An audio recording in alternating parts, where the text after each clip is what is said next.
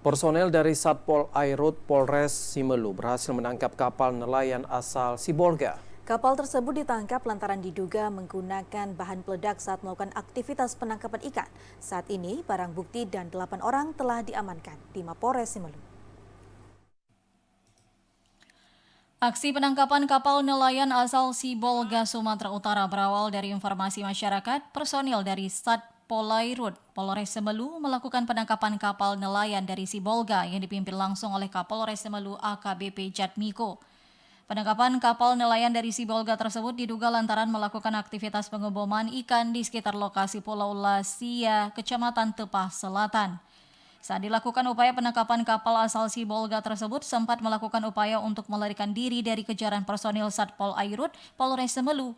Namun kapal nelayan tersebut berhasil diamankan setelah mendapat peringatan dari polisi. Kapolres Simelu AKBP Jatmiko mengatakan kapal yang diamankan bersama sejumlah barang bukti melakukan aktivitas pengeboman ikan di sekitar perairan Pulau Lasia.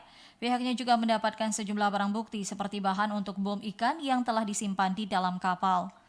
Kami melakukan penangkapan kapal bom ikan di titik 3,6 dari Lasia atau di tiang kapal dengan barang bukti kapal muatan 20 pt dan tersangka ada 8 tersangka dan juga banyak sumber dari kapal sekitar ikan bersama. Saat ini kapal nelayan tersebut sudah diamankan di Pelabuhan Lama Kota Sinabang. Sementara untuk pelaku yang berjumlah 8 orang telah dibawa ke Mapolres Simelu. Dari Simelu, Al-Azhab, TVRI Aceh melaporkan.